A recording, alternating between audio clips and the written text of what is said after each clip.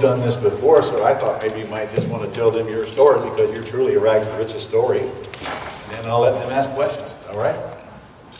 Okay. All right. Can you guys hear me? Yes. Yes. Sure. This is a surprise.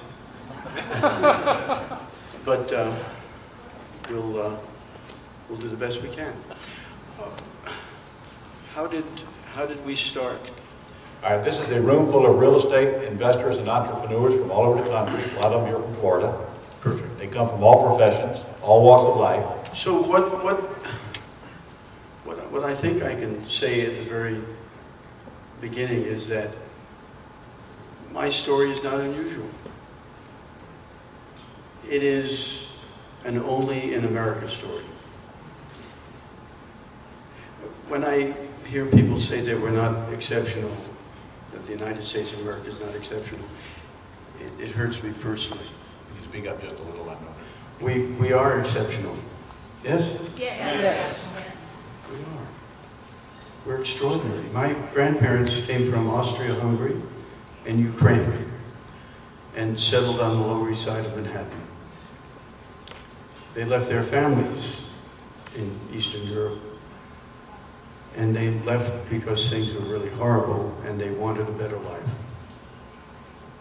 They really believed that they would find gold in the streets, and they were disappointed when they did not.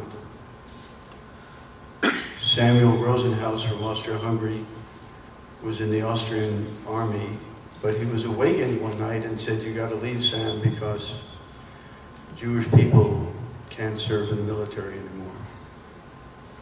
So they put him on a boat to Denmark, from Denmark to Ellis Island. His name was shortened from Rosenhouse to Rosen. Harry Rosenowski came from Ukraine. There was a program there that was making life impossible for his family. He settled on the Lower East Side. After several years, Harry had a tiny little restaurant, maybe about 500 square feet on the Lower East Side of Manhattan. Harry was a coopersmith. He made wooden barrels and was quite successful.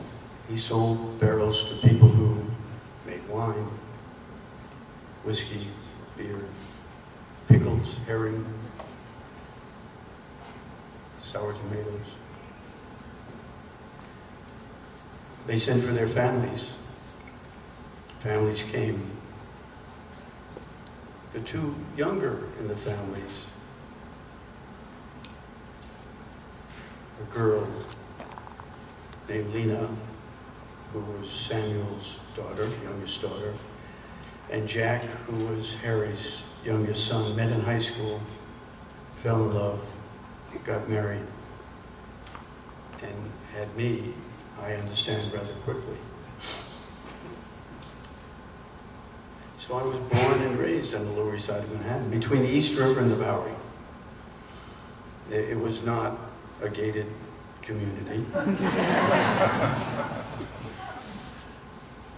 We played all of our games in the streets: stickball, punchball, slapball, ring-a-levio, box ball, Johnny and the Pool, all of those games. We took buses down to the East River, where they had basketball courts. But only we didn't ride inside the bus, we rode outside the bus, in the back of the bus, holding on for dear life. So that's where I lived for 17 years. My parents kept telling my brother and myself, if you want to get out of the Lower East Side, education is the key. And so we studied hard in school. I was accepted to Cornell University and majored in hotel administration at Cornell. My brother was accepted to the University of Miami in pre-med, and went to medical school and became a doctor.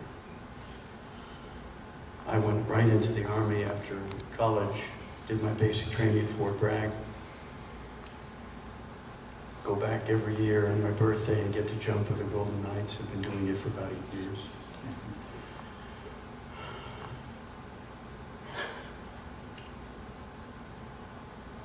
left the military, got a job at the Waldorf Astoria. We used to refer to it as the Waldorf Hysteria. Worked in sales. My boss said I was the first Jewish salesperson he had assigned me a number of files that were really quite interesting. Jewish war veterans, Jewish Congress, Jewish Committee, B'nai B'rith, Hadassah. And I said, Mr. Lividini, there seems to be a common thread here. He said, well, it was offensive to me, and so I did something that I should not have done. I asked my colleagues in sales if they would give me some of their files, which they didn't have much hope for. The first 3 pieces of business I booked at the Waldorf Astoria in sales were the Catholic Daughters of America, the Syrian Archdiocese Church, Greek Orthodox Youth Association. My boss called me in and said, your ass is in deep shit. I said, Mr. Lividini, I just booked 3 pieces of business. He said, they weren't files I gave you.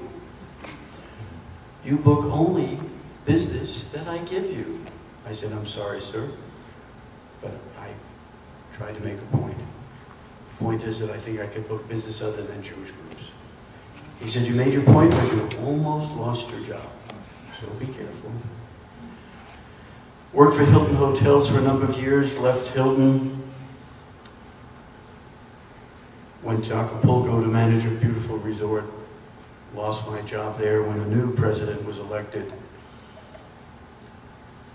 who changed a real estate law that said that if you're not a Mexican national, you can't own more than 49% of the equity. A Mexican company took over and fired my ass. Went to California, read about Disney doing something interesting in Orlando, applied for a job, was hired to be part of their hotel planning department. Came to Orlando from California, worked for Disney, helped design the hotels, helped design the central reservation office, all of the procedures. Didn't get a pay raise from 1968 to 1971 when we opened Disney World. Was waiting with much anticipation for a call from my boss to receive a well-deserved pay increase. Was called.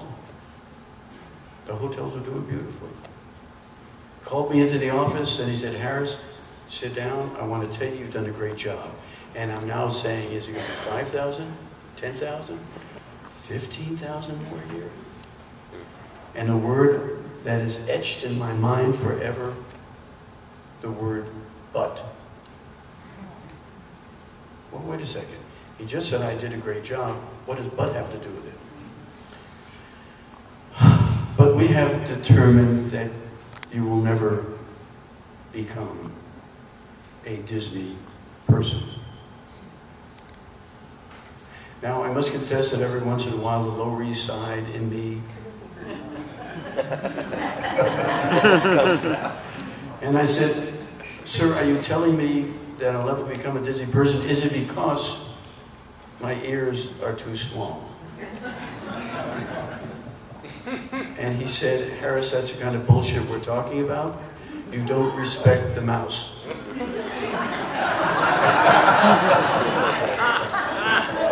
So I'm fired from Disney because I don't respect a rodent.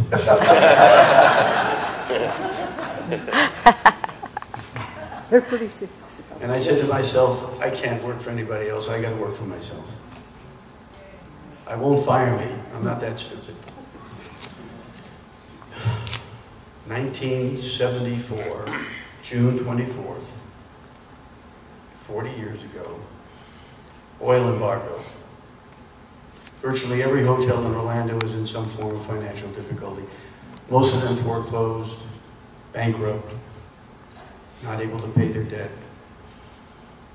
This genius said this is the right time to buy a hotel. And I did. I bought a little Quality Inn for $20,000 cash, 256 rooms, assumed a $2 million mortgage. The night that I closed, June 24th, 1974, I went into my new office, put my head on the desk, and I cried. $20,000 was all the money I had. I just pissed away everything I had. But I had a plan, and I didn't give up. The plan was to go to New York, Massachusetts, New Jersey, where all of the motor coach companies were, the big ones, and to negotiate agreements with them and have their buses come to me, because the buses were still able to get that gasoline. Individuals could not without much difficulty. The question I asked myself is, how are you going to get there? And I said, I have a thumb. So I hitchhiked from Orlando to Manhattan. And I spoke to several of the big bus operators there. Liberty Go-Go, Casser Tours. And I gave them a little business card. And I said, you write a room rate on that card that you're comfortable with, and I promise I will take good care of your clients. They said, any rate? I said, whatever you want.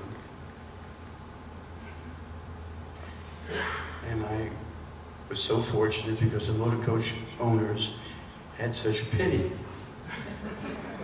that they would actually drive me to the competitor. So I went from Manhattan to New Jersey to Massachusetts with my little cards.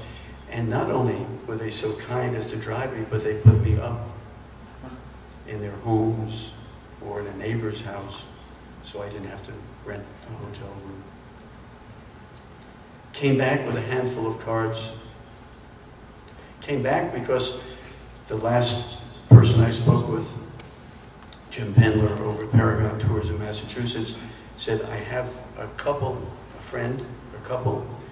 and they are driving to Miami. They'll drop you off in Orlando. It was just amazing. They dropped me off, and I said, every year you are my guest for as long as you want to stay. And they stayed with me for about 20 years until they passed away. They stayed for about a month every year. Came back to Orlando, sent contracts out, and the buses started coming in. There is a God, because within 60 days, the embargo was lifted in order to make sure that I was generating a positive cash flow. I lived in the hotel. Lived in the hotel for 16 years. Me and the best security officer I ever had, a 100-pound German Shepherd. Rin Tin Tin and me, we were a family. I was the gardener, the breakfast cook. I did all of the carving at night. I was the sales manager, the general manager, purchasing manager. The money I saved went right to the bottom line. Exactly to the day, June 24th, 1975, I acquired my second property. We were so busy that mortgage lenders would come to Orlando to try to salvage the properties that they had loaned substantial sums of money. And they would see this little Quality Inn with buses all over the place, and they'd come and they'd say, do you want to buy our hotel? I said, I got my hands full. But one entity out of Philadelphia, two bankers came to see me. And they said, please take this off our hands. Just make us an offer. The offer was, I manage the property without any fee. The cash flow we generate goes directly to the mortgage lender.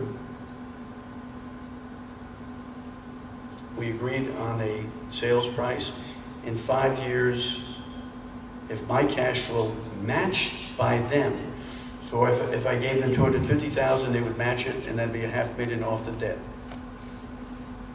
At the end of 5 years, I would have the option to buy the property or not. At the end of 4 years, I paid off the debt. They paid half, I paid half. I owned now, within 4 years, from being fired to now having 2 hotels, one with no debt, one with debt that I was paying off. And so now we're celebrating our 40th anniversary on June 24th. We have 6,500 rooms, 7 hotels, and we are debt-free.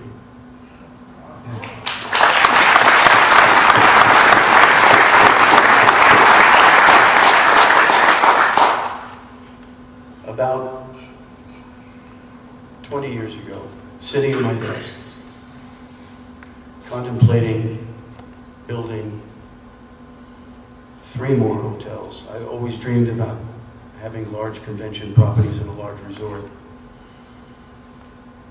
I did hear a voice, and it said, "Harris, I blessed you. Now it's time to give back." We created the Rosen Foundation, and in the last 10 years, we have contributed to various initiatives,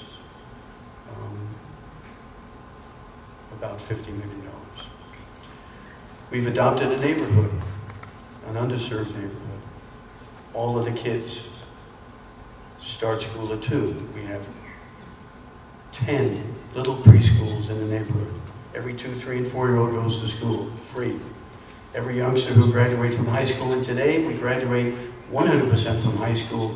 When we started the program 20 years ago, we were graduating 35%. Every youngster who graduates from high school, 77% of them go on and graduate from college. We pay all of their college expenses, room, board, tuition, books, travel, everything. 350 kids from this neighborhood that didn't send anyone to college has now graduated 350 kids from college.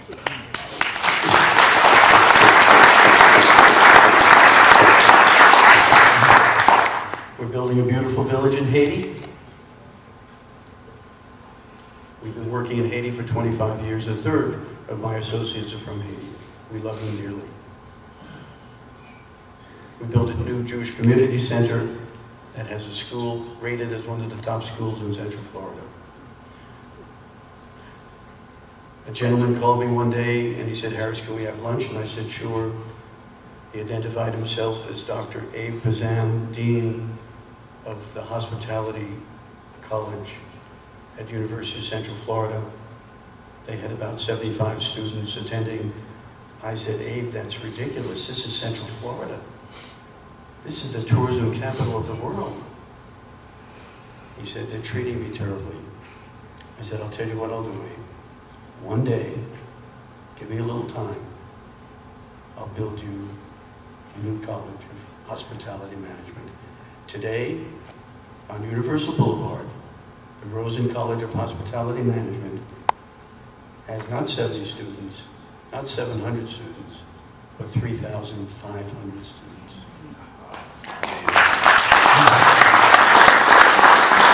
So,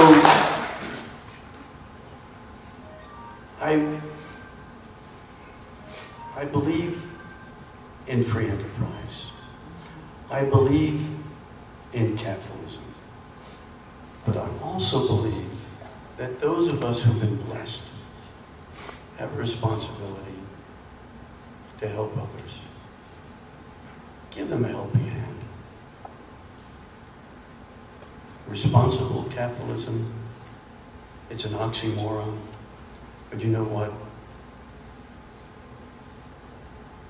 If you've achieved your dreams, you can find a youngster who needs some help in college, a family that needs some help with their groceries. It doesn't have to be the kinds of things that I'm doing. It can be volunteering an hour or 2 every week. But we do have an obligation to give back. And I gave a little talk in Atlanta not too long ago and met Bernice King, Dr. King's daughter. And in my little talk, it was rather presumptuous for me to say this, about 1,500 people there, and I said, "Atlanta, Dr. King dreams.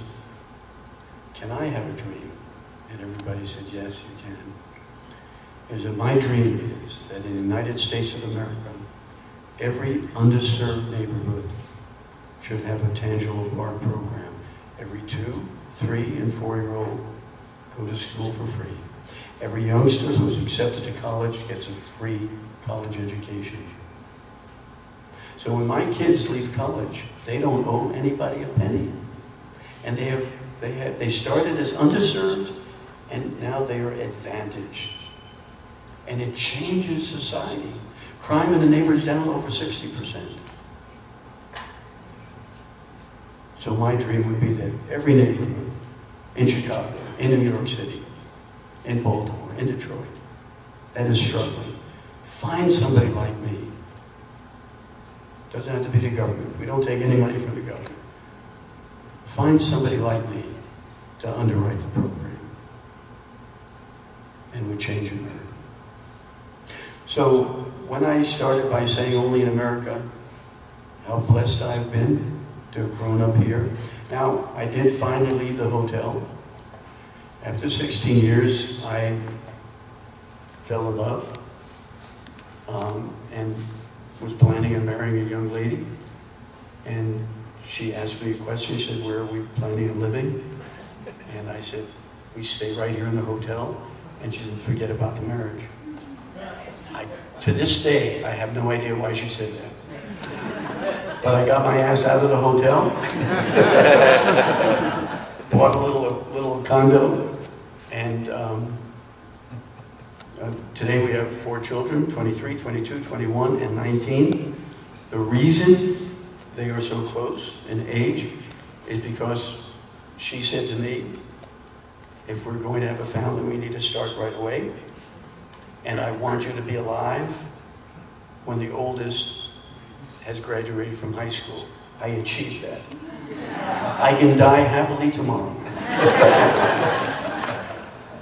So, America is wonderful. Work hard.